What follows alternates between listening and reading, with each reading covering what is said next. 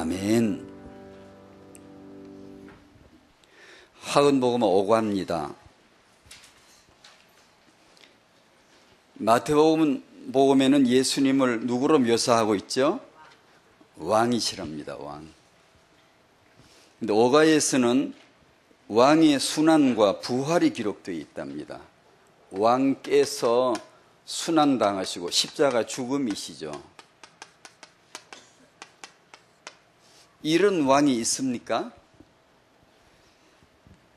이런 왕은 없죠. 우리가 알고 있는 왕은 아무 힘없이 끌려가서 죽임을 당하시고 아무런 저항도 못하는 것처럼 보였잖아요. 저항을 하지 않으셨지만 못하는 것처럼 아무 세력이 없이 와서 따라와서 이렇게 변호해 주는 사람 하나 없이 질질 끌려가서 죽임을 당하신 그런 왕, 절망이죠. 다 끝나버린 것 같았죠. 그런데 사흘 만에 부활하셨답니다. 최고의 권능이죠. 최고의 권세죠. 부활하셨다요. 근데 그 사실을 아무도 없습니다. 아무 책에도 없는데 성령께서 마태복음이란 책에 이 성경에다가 기록하게 하시고 그 책을 보존하시고 지금 오늘 이 시대 우리에게까지 그 성경 마태복음을 주셔서 우리의 왕 되신 예수 그리스도가 죽임을 당하시고 사흘 만에 부활하신 분이라는 것을 증거해 주고 계십니다. 마태복음이 하나님의 말씀이에요. 하나님의 책이에요.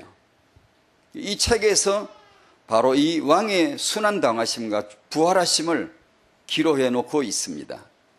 왜 그럴까요? 1번, 왕의 지상의 최후 주관을 기록했습니다. 순환당하신 내용이죠. 죽임을 당하신 내용이죠. 2번, 예수 그리스도는 부활하셨습니다. 3번, 지금도 예수님의 말씀이 성취되고 있습니다. 예수님의 죽으심과 부활을 마태복음에 기록하게 하시고 증거를 하시는 이유는 딱 하나입니다. 지금도 이 죽음은 효력이 있고 지금도 이 부활은 효력이 있고 지금 내 삶에서 이 십자가의 죽으심과 부활이 능력으로 삶으로 동시간으로 현재 진행형으로 나타나게 하시는 겁니다. 단지 이것은 예전의 기록이 아니고 이런 역사적인 기록물이 아니고요. 우리가 역사를 되돌아보듯이 박물관에 가서 보는 그런 게 아니고요. 이것을 지적인 동의 차원으로 이게 동의하는 수준, 안다는 그런 수준이 아니고요. 지금 이 십자가의 죽으심의 효력이 내 삶에 나타나서 모든 죄와 저주를 이겨야 되고 지금 이 부활의 능력이 내 안에 역사하심으로 지금 내 삶에서 이 권능이 나타나게 하는 겁니다. 지금 주 안에서 승리하시기 바랍니다. 왕의 죽으심과 부활은 기록하시고 증가하시는 이유가 딱 하나입니다. 3번 지금도 그 말이에요. 죽으심이라고 할 적에는 일반적으로 우리들도 주위에 죽는 걸 보았기 때문에 그러려니 죽을 수 있겠다, 죽지 그럼 라고 생각할 수 있지만 부활은 다릅니다. 우리는 본 적이 없고 우리 상식도 아니고 이해할 수 없는 거예요. 북한에 있는 교회 이름이 뭐더라? 봉수대 교회인가요? 봉수대 교회라고 그러나요? 북한에 있는 교회. 봉수대 교회라고 하는 것, 봉수대인가 뭔가 교회가 하나 있잖아요. 거기서 어떤 여자 전도사인지 여자 목사인지 그 여자 사역자 한 분 있더라고 한 사람이요. 그 사람이 이제 대외적으로 이게 손님들이 와 있고 하니까 그런지 강단에서 이렇게 간증식으로 이제 메시지식으로 포럼식으로 이렇게 하는데 하나님이 한 분이시고 그분이 살아계심을 믿는다 그러고 예수 그리스도를 믿는다 그러고 막 그러더라고요. 힘있게 아주 얘기하더라고요. 그러더니만 강단 아래 내려와 가지고 어떤 기자가 인터뷰를 하더라고요. 마이크를 대면서 하나님이 계심을 믿으시냐 이렇게 물었어요. 그러니까 그 사람이 아까 전에 강단에서 그렇게 힘줘서 믿는다고 했던 사람이요, 갑자기 이렇게 얘기를 해요. 실제 인터뷰거든요. 그런 하나님이 어디 있냐. 우리에게는 유일하신 김일성 아바이가 계시고 우리의 유일한 하나님이라는 거예요. 바로 그랬어요. 대놓고요. 강단에서 금방 그렇게 해놓고요. 그리고 예수 그리스도의 부활을 믿냐 그러니까 웃었어요. 과학시대에 그런 게 어디 있냐. 지금 이 그분이 과학시대라고 그랬어요. 과학시대에 과학은 눈으로 봐야 되냐, 증거가 있어야 되냐, 통계가 나와야 되거든요. 그런 것이 지금 과학시대에 말이 되냐 이거야. 그런 건 믿지 않아요. 그런 거 없어요. 금방 그러더라고요. 그 말을 듣고 두 가지 생각했습니다. 첫째, 참 거짓말을 저렇게 하는 거구나. 우리가 혹시 실수해서 거짓말을 할 수 있지만 그 거짓말은 그게 아니거든. 요한계시록 저 끝부분에 가면 지옥 갈 사람, 거짓말쟁이, 거짓말하는 사람 나오거든. 바로 그 거짓말인 것 같아요. 바로 그냥 타연하게, 정확하게, 확실하게 거짓말을 그냥 바로 하더라고요. 아까 한 말하고 이렇게. 두 번째 생각, 솔직히 인간적으로 정직하다. 솔직히 말해서 부활을 어떻게 믿냐. 저 사람이 저렇게 잘못된 영에 잡혀서 믿지 아니함으로 저렇게 말하는 것은 일종의 아까 말한 거 거짓말로 했지만 솔직히 말해서 인간적으로 볼 때 정직하다. 어떻게 부활을 믿나요? 믿을 수 있나요? 정말 그게 믿을 수 있나요? 믿을 수 없죠. 이거 어떻게 믿나요? 사람이 죽었다가 부활했다는데 그걸 믿을 수 있나요? 못 믿죠. 사도행전 1장 15절에 보면 그때 당시 모인 제자들이 약 120명이라고 했는데 사실은 500여 명에서 줄어든 거예요. 4분의 3 탈락됐어요. 4분의 3은 탈락이라기보다는 탈락이겠지. 그러나 그들은 그걸 보았지만 부활을 보고도 가버렸어요. 부활을 보고도 그렇게 했는데 안 본 우리가 도대체 뭘 어떻게 하겠다는 거예요? 보고도 4분의 3이나 가버렸다고요. 우리 같으면 예수님 부활하신 영광스러운 그 몸을 보았을 정도면 미칠 정도로 막 완전히 오직 예수 할 것 같죠. 갔어요. 대부분요. 그게 나하고 뭐 상관이냐. 한때 흥분했지만 종교적인 흥분이 있었겠지만 가버렸다고요. 그런데 2000년이 더 지나서 지금 보지도 못한 우리한테 도대체 어떻게 이게 믿음이 되겠습니까? 이게 봐도 그런 판에 못 본 사람에게 어떻게 이게 믿음이 되겠냐고요. 여러분 예수님이 부활하신 걸 믿으십니까? 왜 자신이 없는 것 같아요? 저도 믿습니다. 믿는데 이것은 그저 속된 표현 같지만 그러나 정확합니다. 이건 정말 지정신 아니고 돌아버렸거나 아니면 성령의 감동인데 이것은 오직 성령의 감동으로만 되어지는, 감동으로만 믿어지는, 성령으로만 고백되어지는 하나님의 진리인 줄로 믿습니다. 베드로전서 1장 8절 말씀 기억이 나죠? 8절이죠. 예수를 너희가 보지 못하나 사랑하는도다.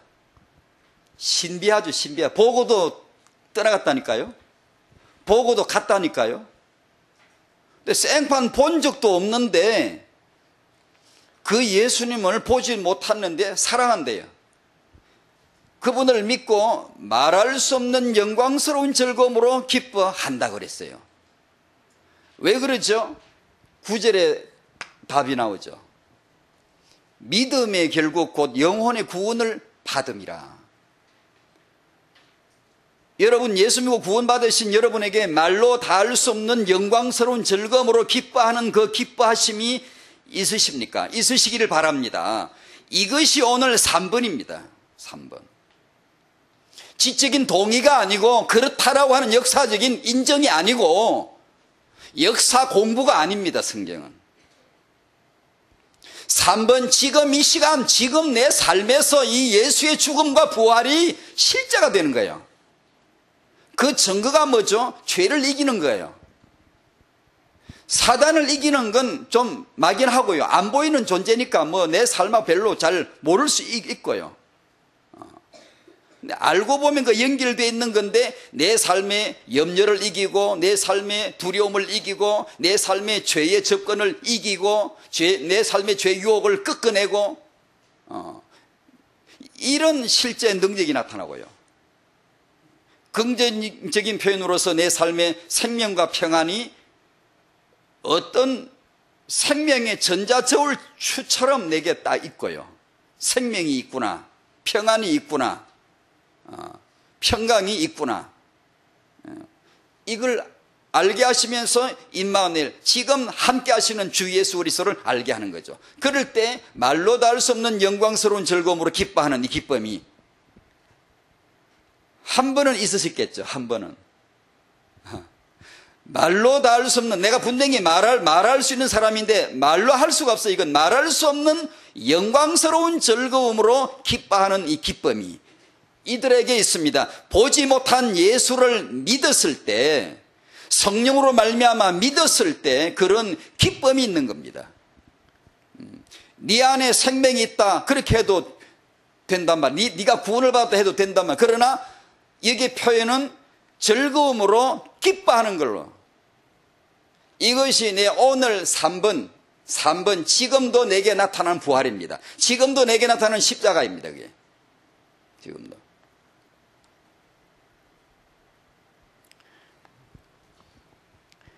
이것이 내 삶에서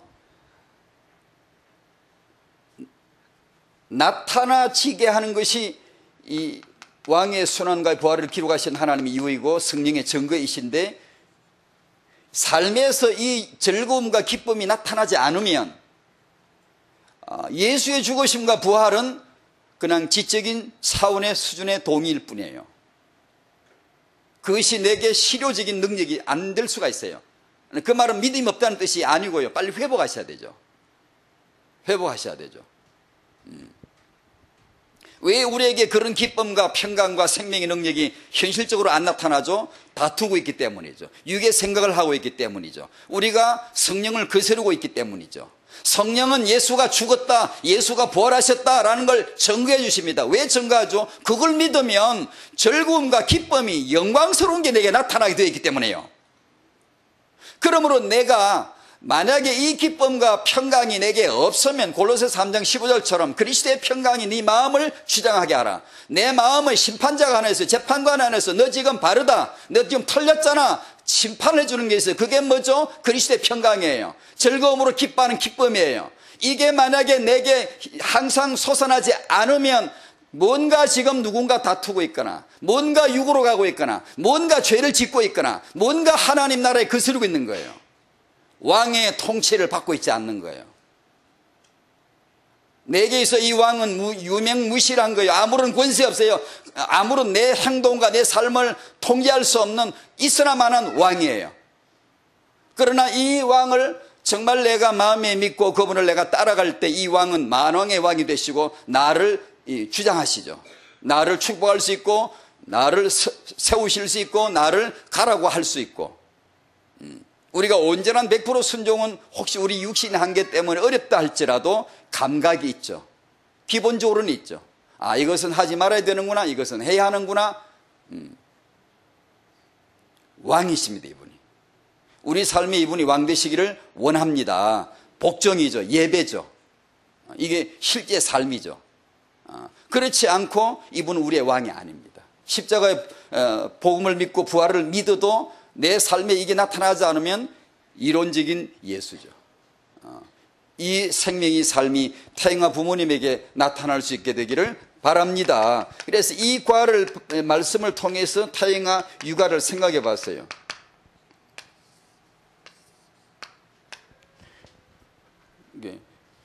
우리가 태영아 육아를 잘하려고 기술을 습득하는 것도 좋겠지만, 여기서 주시는 말씀은 틀림없이 이거죠. 뭐냐 하면 부모가 이 믿음, 이 예수님의 죽으심과 부활을 믿는 이 믿음이 삶으로 나타나는 거죠. 그것이 육아죠.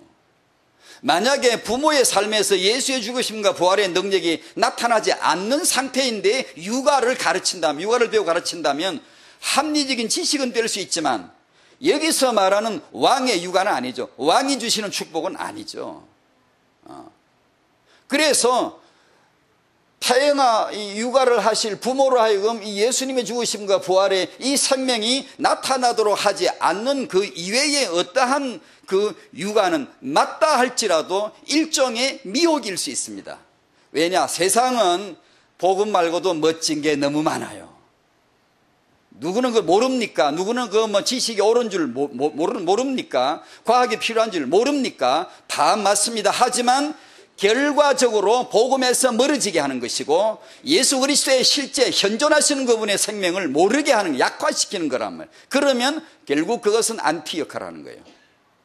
그래서 우리가 아이를 키울 때 태영아 부모님을 통해서 이 아이에게 이 왕의 순환과 부활이 먼저 들어가 자리 잡지 않으면 많은 걸 전공할수록 이것은 복음은 손님이 되죠. 하나의 객이 되죠. 나그네가 되죠.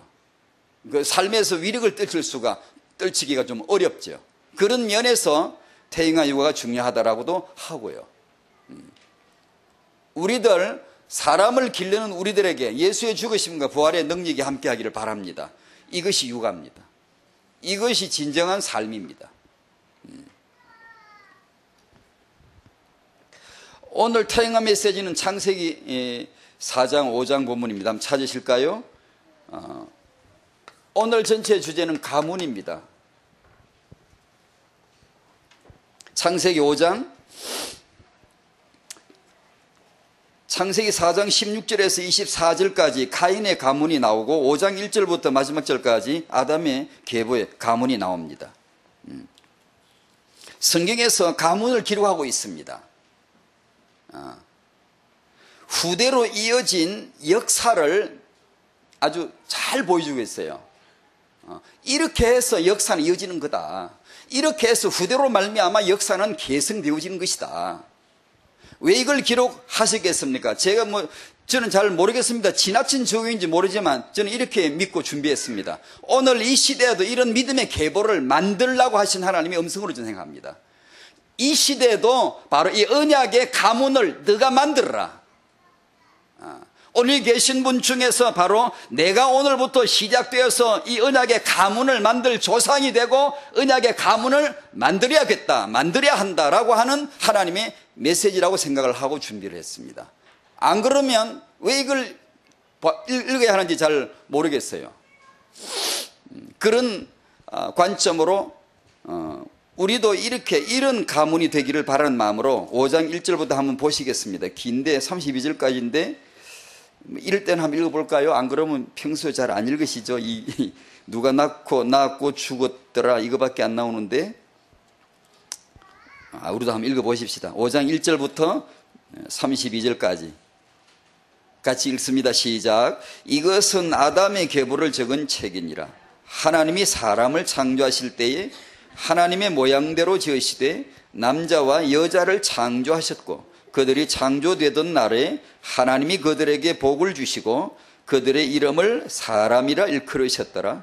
아담은 130세에 자기의 모양 곧 자기의 형상과 같은 아들을 낳아 이름을 셋이라 하였고 아담은 셋을 낳은 후 800년을 지내며 자녀들을 낳았으며 그는 930세를 살고 죽었더라.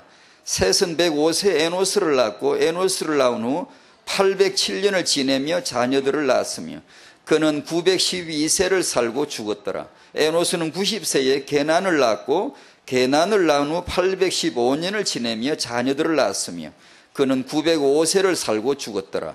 게난은 70세에 마할랄레를 낳았고 마할랄레를 낳은 후 840년을 지내며 자녀들을 낳았으며 그는 910세를 살고 죽었더라. 마할랄렐은 65세에 야렛을 낳았고 야렛을 낳은 후 830년을 지내며 자녀를 낳았으며 그는 895세를 살고 죽었더라.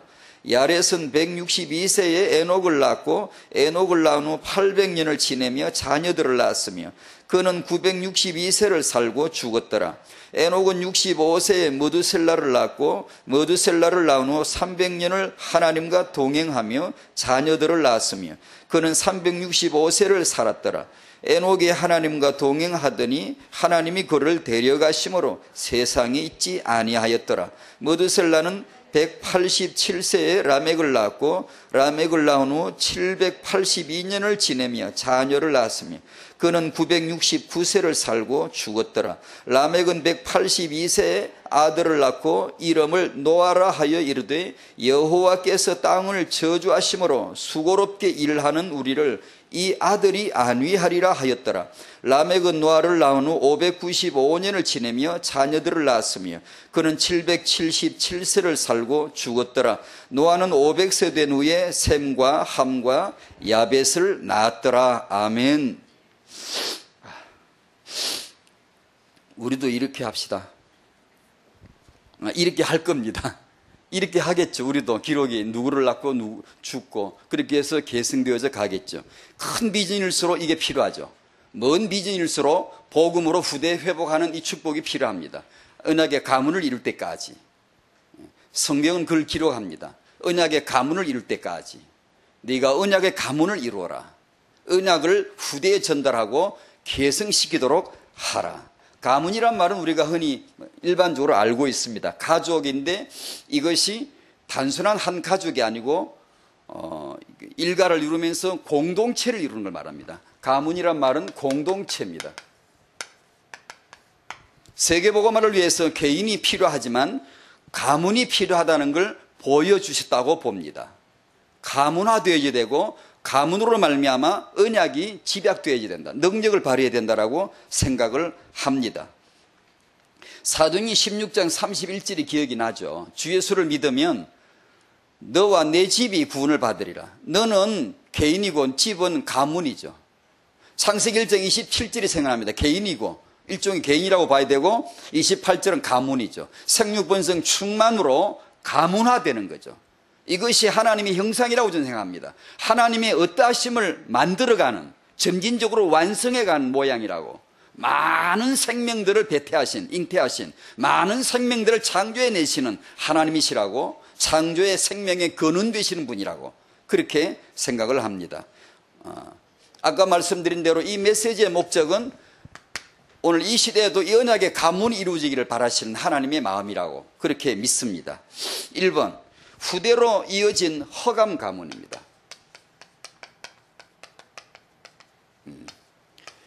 이번에서 언약의 가문, 후대로 이어진 언약의 가문이죠. 3번은 우리 가문입니다. 당신의 가문입니다. 이 시대 우리 가문, 성도의 가문.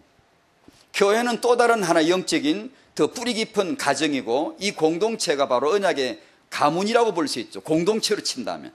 RUTC는 거대한 언약의 가문이죠. 공동체죠. 왜냐하면 세계복음화는 공동체가 필요하니까.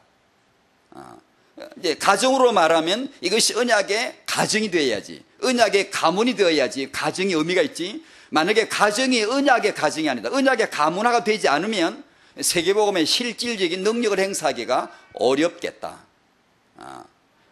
자, 첫 번째. 허감은 가문을 이름으로 세력화한다. 간단하게 정리하겠습니다. 그게 여실히 세상에 나타나죠. 가인의 계보가 쭉 나옵니다. 2번 허감 가문의 역사는 이 가문의 역사는 대표적으로 나타나는 게 살인입니다. 마귀는 살인자입니다. 처음부터 살인한 자. 가인은 아벨을 쳐 죽인 자 살인자입니다.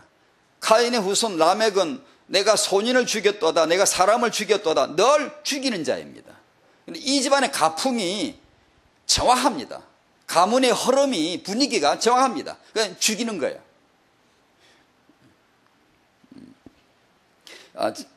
여러분도 아마 그 통계를 보셨겠죠. 작년 9월쯤인가 자살 예방의 날이라고 있대요. 그런 날에 통계치가 발표된 국제 자살 데이터 비교가 나왔는데 2009년도 통계치가 나왔는데 OECD 국가 중에 한국이 자살 1위라고 나와 있죠. 이미 뭐 다 보도돼 알고 있습니다만은 참 말하고 싶지 않아요. 그래도 제가 이게 뭐 1년에 몇 명 죽고 하루에 몇 명, 이거 다 적어 왔습니다만 말하고 싶지 않았지만 기분 나빠요. 정말로 재수 없어요. 너무 기분이 안 좋아요. 읽고 싶지도 않고 그냥 참고 삼아 적긴 했지만, 여러분, 세계적인 유례를 보기 어려울 정도로 기독교가 부흥한 나라가 한국입니다. 기독교인 수가 인구 비례해서 상당히 많은 국가가 한국입니다. 그래도 아직은 그래도 여전히 기독교의 그 세력이 당당하다라고 세계적으로 인정받고 있는 나라가 한국입니다. 복음이 들어가면 점집이 문을 닫더라고요. 복음이 들어가면 유흥가가 문을 닫고요. 예전에 예루살렘이나 스코틀랜드나 유럽이나 미국이나 어디나 복음이 들어가면, 전도자가 들어갔을 적에 유흥가가 문을 닫고요. 자살자가 줄고요. 살인사건이 줄고요. 복음이 들어가면 그런 실제적인 실효가 나타났었어요.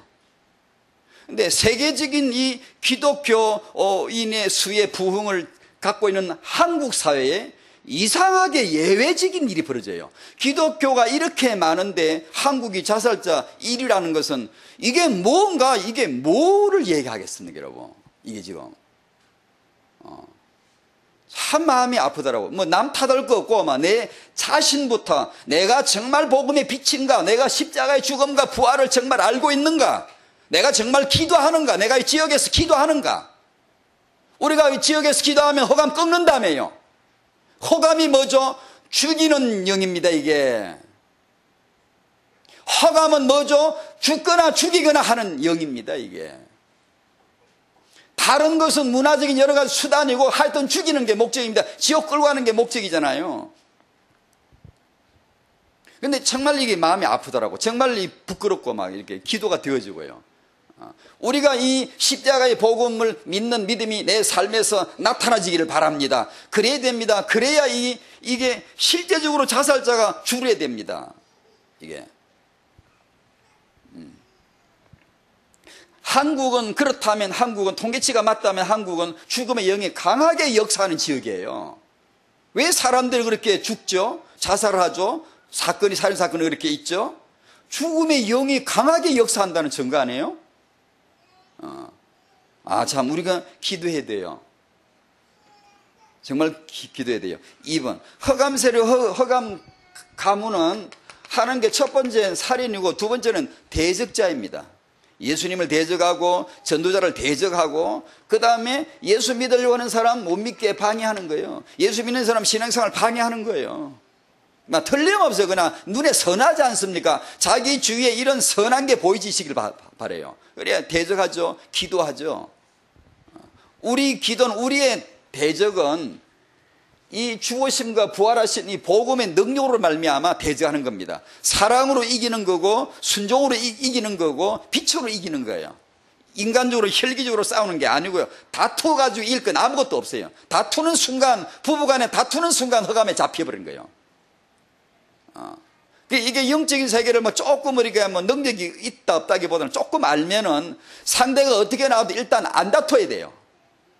다투어버리면 일단 걸려든 거예요. 이해 수용 초월해야 돼. 그래야지. 안 그러고 이게 말려 들어버리면은 이게 나 죽고 너 죽고 다 죽어요. 공기도 다 죽어요. 이게 사단은 역사하는 것이 이렇게 너무나 뚜렷합니다. 사도행전 13장 8절에 마술사 엘루마가 사도들의 그 전도를 방해하고 총독으로 하여금 예수를 믿지 못하게 애썼어요. 그런 역할을 하는 거죠. 요한복음 10장 10절이 생각나네요. 도적이 오는 것은 도둑질하고 죽이고 멸망시키는 거예요.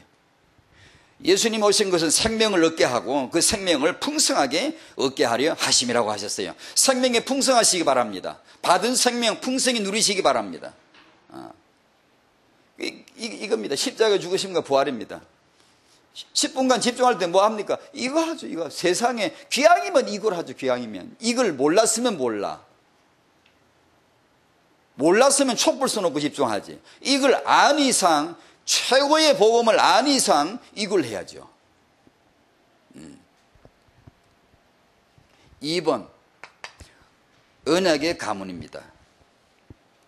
아까 우리가 읽은 본문입니다. 언약은 가문을 이루고 역시 이어지고 세례가 됩니다. 가문을 통해 이어집니다. 아담의 계보. 이번 언약을 전수하는 가문입니다. 언약의 계주가 되는 가문입니다. 후대에게 무엇을 전수하죠? 언약을 전수하는 가문입니다. 자식에게 무엇을 가르치죠? 말씀을 가르치는 가문입니다. 자식에게 무엇을 남겨두고 싶죠? 하나님을 알게 해주고 싶은 겁니다. 이것이 이 언약의 가문입니다. 지금은 워낙에 많은 과목이 늘고 많은 지식들이 있기 때문에 헷갈려 버립니다. 사람이 적을 해야만 되는 줄로 그렇게 알아버립니다. 산업화 시대에 필요한 기능인을 만들기 위해서 생긴 커리큘럼들이죠. 필요하죠. 그것이 나쁘다는 게 아니고 현실에 맞게 살아야 되니까. 하지만 인간의 본질적인 육아, 본질적인 교육은 언약을 전수하는, 언약을 가르치는 것이 육아고 교육이라는 것이죠. 이 가문입니다. 이 가문.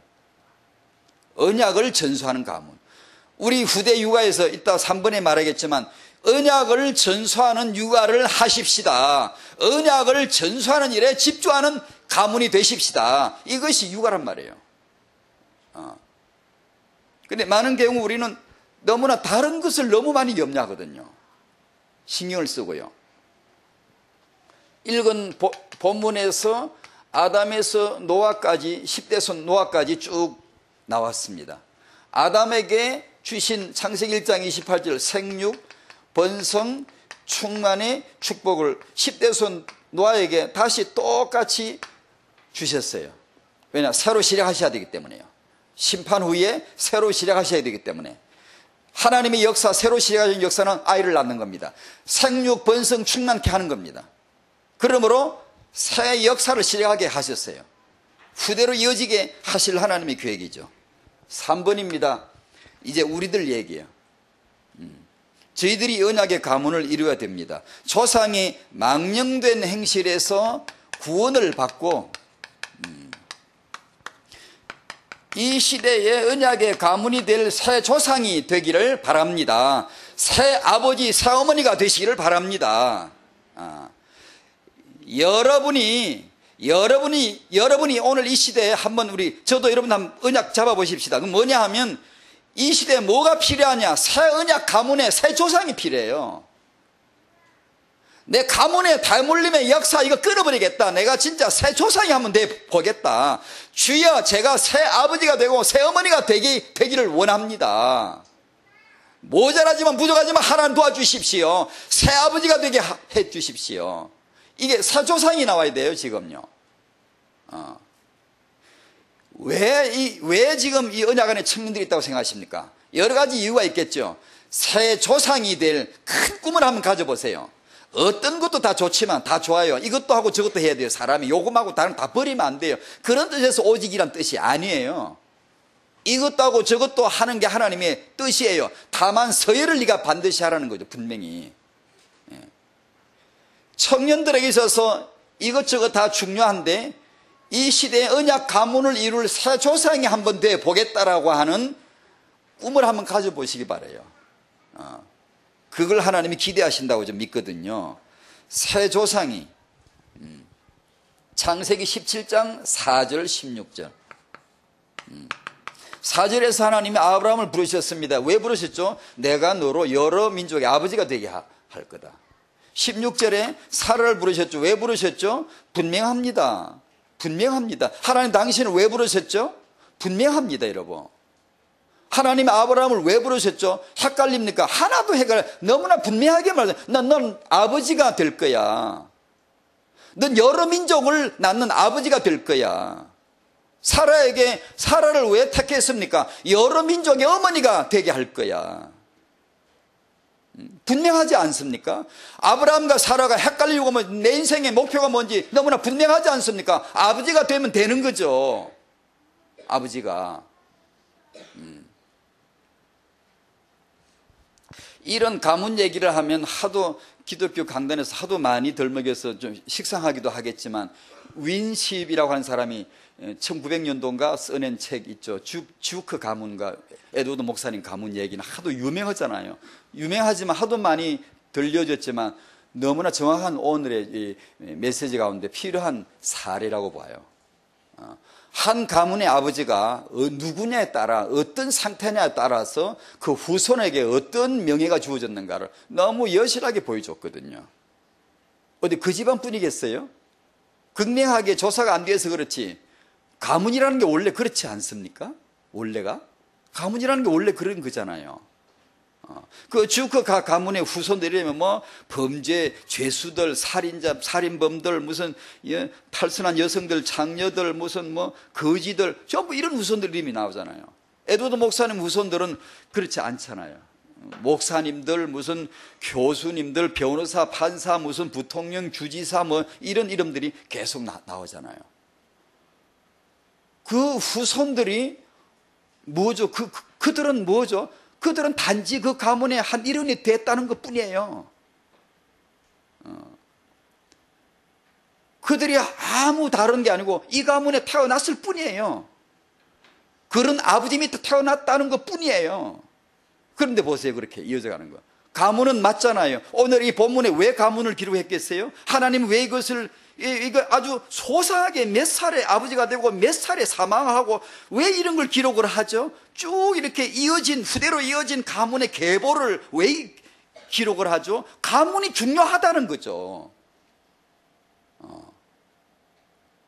가문은 의미가 있다는 얘기죠. 이 시대, 여러분의 가문이 이 시대에 에드워드 가문이 되면 안 되겠습니까? 한번 꿈을 가져보십시오. 여러분은 훌륭한 부모가 되실 수 있습니다. 지금부터 깨달으시면 됩니다. 여러분은요, 이 시대의 새 조상이 되실 수 있습니다. 젊은 부부 여러분, 한번 진짜 언약 안에 꿈꿔보세요, 한번. 아멘. 여러분 되실 수 있어요. 지금부터 깨달아보세요. 한번 기도해보세요. 이 시대의 새 조상이 나와야 된다니까 하나님이 주실 거예요. 여기서 중요한 게 태영아 시간에 다룰 수 있는 주제, 육아입니다. 언약은 어떻게 이어지죠? 육아입니다, 육아 여러분. 이 유일한 육아, 이 엄청난 영원한 이 언약, 하나님 이 말씀이 어떻게 후손에게 전해지죠? 믿음과 삶을 통하여 보여주는, 전수되어지는 육아입니다, 육아. 이 육아가 이게 뭔가를 정말로 이해를 해야 됩니다, 이거. 다른 곳에서 전수되는 게 아닙니다. 하나님이 마련해 주신 정확한 루트예요. 가정을 회복해야 돼요. 부모가 회복돼야 돼요. 그건 틀림없는 하나님의 뜻이에요. 에드워드 가문의 이 후손들 계보를 볼 때 그게 전부 다 부모 얘기거든요. 부모 얘기거든. 부모가 누구를 낳고 누가 누구를 낳고 그 얘기거든요. 오늘 본문에 읽었잖아요. 그러니까 이 육아가 얼마나 소중한가를 우리가 이 언약 안에서 이걸 찾아내야 되고요. 태영아가 이게 얼마나 중요하다. 언약 바톤 터치의 정확한 타이밍이란 이 타이밍을 놓치지 않도록 해줘야 되고, 이 육아에서 중요한 것은 중요하다기보단 하나님이 뭘 기뻐하시겠어요? 한번 생각해 보세요. 하나님이 기뻐하시는 육아가 뭐겠어요? 하나님이 정말로 기뻐하시는 여러분이 하셔야 될 육아가 뭐겠어요? 성경 말씀을 하는 육아겠지요. 확신하시기 바랍니다. 아멘 하시기 바랍니다. 믿으시기 바랍니다. 그러면 육아, 애 키우는 엄마는 반드시 말씀 받아야 돼요. 인간을 키우잖아요. 인간의 양식이 말씀 아닙니까? 여러분의 자녀를 뭘로 먹여야 됩니까? 밥? 그건 육신이고요. 영혼의 밥, 그 말씀이잖아요. 그러면 타영아 육아, 아이를 임신하고 낳아 키우는 부모는 말씀을 읽고, 말씀을 묵상하고, 말씀을 암송하고, 말씀을 듣고, 이게 전적으로 되어야지, 그게요. 애를 키우고 있는데요. 아니, 얼마 전에 뉴스 보니까 어떤 소들이 굶어 죽는다며 먹이를 안 줘가지고, 못 먹어가지고. 부모가 말씀을 내가 이게 되새김 소화를 가지고 있지 못하면 못 먹이면 죽는 거잖아요. 이 말씀으로 하는 이 육아를 단순하게 생각하지 마시고 이게 무슨 음악 태교 무슨 그림 태교 뭐 여러 태교 중에 성경 태교 그렇게 꼽사리 끼워주지 말고요. 정말 기분 나쁘거든요. 그렇더라도 분리해야 됩니다. 제 생각은 성경을 그런 식으로 넣으면 안 되면 성경이 뭔 줄 압니까 여러분? 다른 합리적인 지식을 배척할 필요는 없어요. 반이성주의자는 아니니까 우리가. 하지만 그거는 그들끼리 그룹을 지어줘야 돼요. 성경을 갖다 그런 데다 그룹에 중간에 끼워가지고 격을 같이 맞춰주면 정말 너무 마음이 안 좋거든요. 성경이 뭔지를요 아시나요? 이게 성경 말씀으로 뭐 얼마나 할지 모르겠어요. 우리가 뭐 얼마나 할 수 있겠어요. 우리가 뭐 애는 뭐 벌써 뭐 번개처럼 커가는데 우리가 언제 얼마나 하겠습니까만은 중심만큼은 말씀으로 육아하겠다 라고 해야 안 되겠습니까? 얼마나 할지 모르겠는데 우리 중심만큼은 하나님 말씀이라고 믿는다면, 오직 유일한 하나님 언약이라고 믿는다면, 이 말씀으로만 살고 이 말씀으로만 사람이 언약을 얻고 치유되어지고 비전이 주어진다면, 제가 지난주는 메시지를 못했습니다만 여기 못했습니다만 그런 내용을 좀 나누었습니다. 여러분 읽어보셨나요? 엄마의 기준이 아이의 수준을 만든다는 책 아마 읽어보셨을 거예요. 크리스찬 엄마들은 똑같은 크리스찬 엄마들이 이렇게 육아한 그런 내용들은 꼭 읽어보셔야 됩니다. 다른 거는 다른 육아책은 사역자들은 참고로 읽으시고 다른 엄마들은 안 읽어도 막 괜찮지 않겠어요? 뭐 읽어가 뭐 하겠어요? 이 엄마도 역시 그랬어요. 이 엄마도 애를 낳았는데 애는 나날이 커가지 엄마 얼굴만 빤히 쳐다보지. 엄마는 지가 헷갈리고 있지. 어떻게 해야 될지 모르겠지. 급해가 막 책을 읽어봤는데 읽을수록 섣불리 얻어진 파편 지식들 때문에 더 혼란이 와가지고 애는 막 쑥쑥 크는데 엄마는 지금 막 책 읽고 이래가 뭐 이게 뭐가 뭔지를 모르게. 이게 뭐 이렇게 해보고 저렇게 이게 여가 아닌가 비요. 여도 아닌가 비요. 맨날 나풀랭이 돼가지고 뭔 소리인지 몰라요? 그러니까 이 엄마가 막 아이는 막 쑥쑥 커지 자기는 헷갈리지 막 이렇게 그러다가 막 고민 중에 있다가 드디어 하나님 은혜를 받기 시작했어요.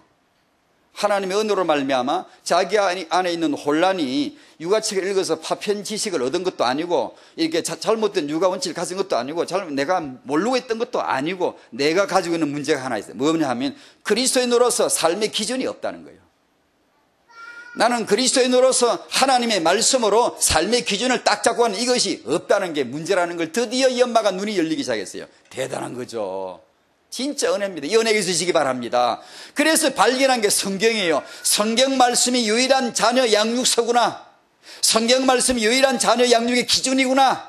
성경 말씀이 분명한 자녀 축복의 원리구나. 이걸 드디어 엄마가 알게 되고 받아들이게 되고 그때부터 이 엄마가 아이와 함께 말씀 공부하고 말씀 따라 살기로 둘이 같이 하다가 수많은 기적들을 체험한 내용을 기록한 거예요. 맞죠? 우리가 말씀을 그렇게 사모하고 말씀을 따라가려 하면 하나님의 응답이 당연히 임할 줄을 믿습니다. 그게 말씀이니까 우리가 무지하거나 아니면 방황해가지고 말씀을 자꾸만 이렇게 폄하합니다. 이게 깎아내려요. 말씀을 제대로. 육아에서 말씀이 얼마나 중요한 하나님의 육아서인데 이걸 우리가 못 찾아내는 거예요. 말씀을 자녀 육아 유일한 축복으로 받아들이시길 바랍니다. 제가 한 가지 질문을 할까요? 지금 이 시대에 성경이 없어진다면 어떤 일이 벌어질까요? 성경이 싹 그냥 없어진다면 자고 나니까 성경이 여러분 집에 우리 집에 다 싹 없어져 버렸어. 신앙생활에 별 지장이 없으라고 생각해요. 또 어떻게 보면 또 그래야 되지만 지장이 없어야 하지만 지금 제가 말씀드리는 것은 성경이 있어나 마나 있어도 읽지도 않아. 뭐 그런 판에 없어져 본들 뭐 원래 없는 거지 뭐. 성경이 있어도 절대 유일한 언약으로 붙들지를 않아. 이 자녀 육아에 이것은 절대한 것이다라고 한 절 한 절을 꼼꼼하게 꼭 씹어 암송하고 먹으려고 해야 되는데 그러질 않고 있는 사람이 성경이 없어져 본들 무슨 영향이 있겠어. 그냥 없어도 없는 거지 뭐. 별 영향이 없잖아요. 신앙생활 잘 할 거예요. 그러면 안 되는데 우리 타영아 부모님들의 삶의 유일한 기준이 성경에서 나와야 되고 강단의 메시지를 받으면 내 삶의 기준이 돼야 되고, 얼마나 할지는 모르겠어요. 중심으로 실천해야 되거든요. 실천하지 않는 향함 없는 믿음은 가짜예요. 죽은 거예요. 이게 향할 수 있어야 돼요. 향하는 것은 그런 100점이냐? 아니, 천만의 그런 소리. 하나 주 안인 사람 그런 말에 말도 하지도 않고 시험 들지도 않아요. 알아요. 괜찮거든요. 자, 나와 후대를 살리는 집중입니다. 10분간 집중하는 말씀 조금 이렇게 정리를 하는 겁니다. 이 사람은 누군지 제가 이렇게 여러분 답을 거기 알고 있겠습니다만, 출근할 때 그래도 멍 앉아있거나 신문이나 몇 자 띠적띠적하고, 퇴근할 때 친구들하고 이것저것 대화하고 돌아다니고, 밥 먹을 때 시잘데없는 잡담이나 하고, 그냥 그저 말이는 잡담이나 하고, 근데 혼자 있으면 멍 때리고 멍하게 앉아있고, 직장에 7번이나 너 필요 없어, 너 같으니까 나가 7번이나 쫓겨 댕긴 사람, 이 사람이 누구일까요? 쓰레기 같은 인간, 아무런 쓸모도 오란 데도 없고 맨날 쫓겨 댕기고, 비전도 없고 멍하게 그냥 눈초리가 늘 멍하게 풀려져 있고, 어느 날 이 사람이 마음을 먹기 시작했어요. 좋다 나도 한번 성공해봐야 되지 않나, 변화돼야 하지 않냐 해가지고 이 사람이 드디어 자기 하는 일에 집중하기 시작해요. 긴 이야기 두고 그냥 한마디로 말하면 집중하기 시작해요. 자기가 하는 일, 내가 하는 일만 집중하자. 지금까지는 내가 친구 만나고 돌아다니는데 친구 필요한 외에는 친구 만나지 않는다. 내 하는 일에만 집중하고 한 가지 일에 마음을 집중하고 하루 18시간 내가 집중하겠다. 잠자는 시간 빼고 잠자는 시간도 일과 관계되는 것만 내가 집중하겠다. 요렇게 마음을 먹고 집중하기 시작했어요.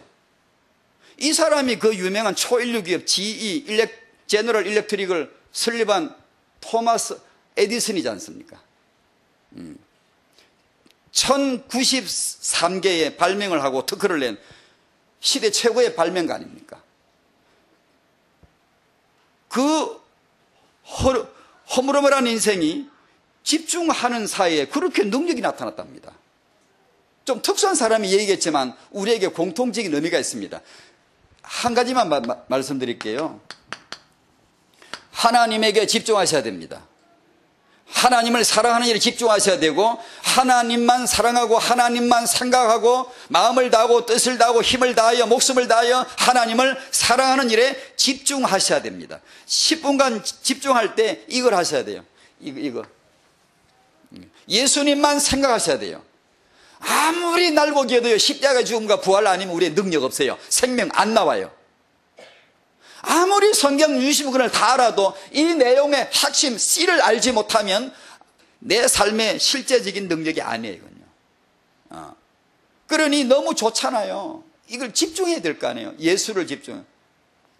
하루 종일 찬송을 몇 번 부르시죠? 성령 충만 안 하면 찬송 절대 입에서 안 나옵니다. 절대 진짜입니다. 안 나옵니다. 내가 주의 영으로 충만했을 때 주의 이름을 계속 부릅니다. 하루 종일 주의 이름을 몇 번 불렀죠? 찬송가를 몇 번 부르죠? 예배를 어떻게 하죠? 하루 종일 나는 예배했다는 생각이 듭니까? 하루 종일 나는 예배했다는 생각이 들어야 합니다. 안 그러면 예배 아닙니다. 집중된 거 아니에요. 나는 예배가 삶이고 항상 주님을 생각해야 돼요. 생각한다, 이게 집중이에요. 크리스찬들이, 타영아 부모님들이 이 집중을 조금만 하면 돼요. 설거지도 뭐예요? 예수 집중. 방법은 말씀 암송으로. 요렇게. 왜 말씀 암송하냐? 육아에 바로 쓰이는 게 말씀이에요. 그냥 다른 여러 가지 믿음의 요소들은 도움이 되지만 말씀 암송은요, 육아에 바로 때끓여요. 바로 아예 양식거리예요. 그러니까 당연히 엄마는요, 설거지를 해도 말씀 묵상을 하고 청소를 해도 말씀 묵상하면서 해야 되죠. 당연하죠. 적어도 엄마가 그런 정도 사명이 있으셔야죠. 안 그러고 설거지만 한다, 청소만 한다, 내 일만 한다. 어떻게 해요? 나는 그 일에만 집중한 거죠. 이 집중의 원리는 배울 만한 것 같아요. 아주. 은혜를 받으면 집중이 되고요. 나는 집중이 안 되는데, 이건 이제 의식적으로 조금 훈련을 조금만 하셔야 돼요. 조금 하셔야 돼요. 그러면 우리 안에 이 생명과의 평안이 넘치게 되죠. 이 세상에서 가장 귀한 것이 뭡니까? 여러분, 이 세상에서 가장 귀한 게 뭐예요? 바로 태어나야 되죠. 하나님이죠. 주 예수님이시죠. 이 세상에서 가장 귀한 축복이 뭐예요? 가장 귀한 게요, 이 예수님을 알고 내 삶을 다 할 줄 아는 거. 저분한테는 모든 걸 다 드려도 돼. 난 모든 걸 다하여 존재를 다하여 주님을 사랑할 거야 하는 이것이 우리가 받은 최고의 복이죠. 그 다음에 어떤 목표, 열매, 사 이런 것들은 거기에 따라 붙는 거지 이제. 만약에 이 근본이 안 되면 참 허무하죠. 인생이 너무 부실합니다. 너무 허해요. 너무 사역을 해도 허하고 헌신해도 허하고. 우리 세계비전교회 캄보디아 선교여행 나가시는데 여행이 아니죠. 사실 원정이죠. 싸움이죠. 전투인데 최고의 승리 현장이 되시기를 기도할게요. 예수의 죽으심과 부활이 승리할 줄로 믿습니다. 오직 예수에게 집중하시는 그런 좋은 교회가 되리라고 믿고요. 감사합니다. 타영아 부모님 여러분, 주 안에서 언약의 새 가문, 우리가 주 안에 새 가문 이룰 수 있음을 믿으시고 한번 도전해 보시기 바랍니다. 기도하겠습니다. 주여 감사합니다. 창세기 5장에서 언약의 가문을 보았습니다.